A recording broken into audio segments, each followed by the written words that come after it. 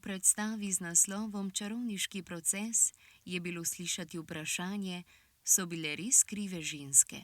Režiserka Lada Orešnik je namreč v tej predstavi v ospredje postavila težko zgodbo žensk, ki so jih po krivem obtožili čarovništva. Zaigrali so jo gluhi in naglušni igralci gledališke skupine Zveze društev gluhih in naglušnih Slovenije Tihe stopinje, katere posebnost je, da slovenskemu znakovnemu jeziku že 25 let namenja glavno vlogo v njihovih igrah in tako približuje gledališko kulturo gluhim in naglušnim.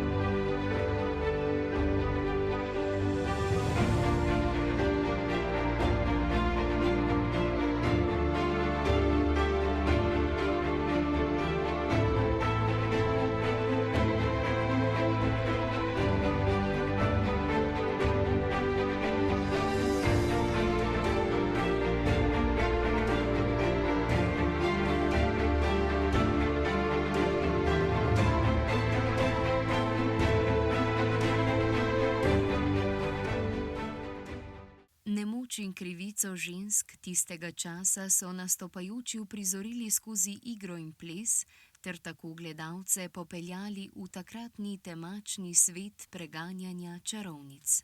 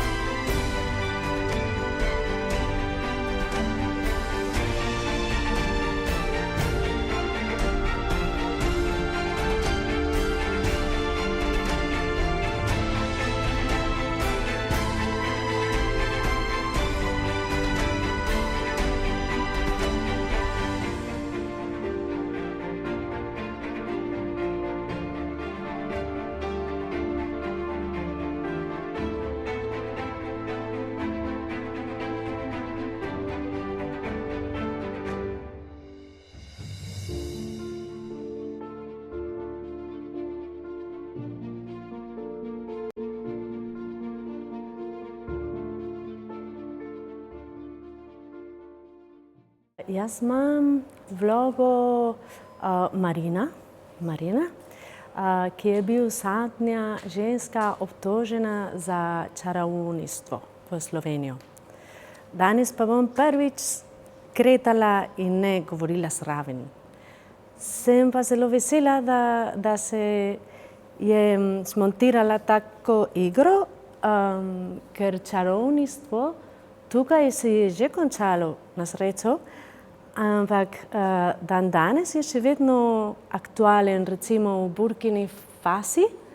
Tam še vedno so ženske obtožene kot čarovnice in to, če je ženska več kot 50 let stara, potem je že čarovnica, lahko.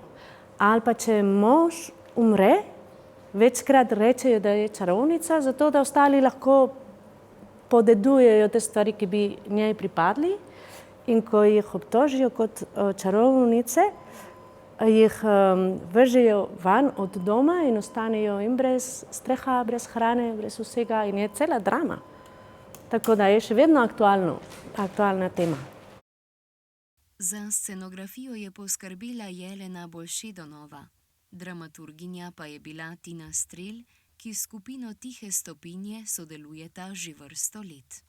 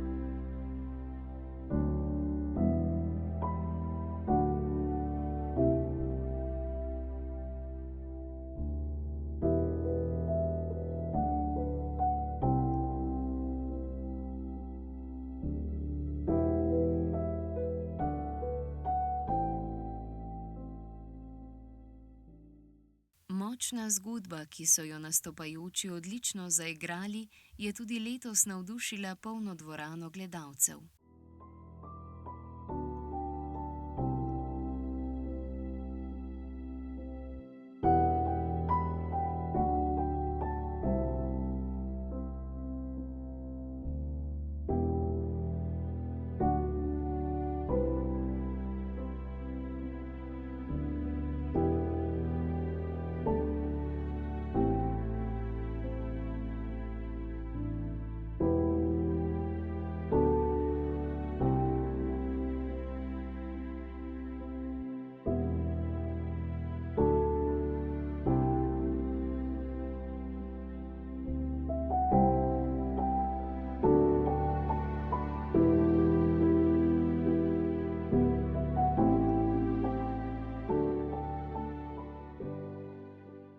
Predstava Čarovniški proces in druženje po njej ob 25. obletnici ustanovitve Tihih stopinj je bila tudi priložnost, da so se lahko nekdanji in sedanji igralci spominjali bogate zapuščine vrhunskih predstav ter najlepših trenutkov z odrskih desk.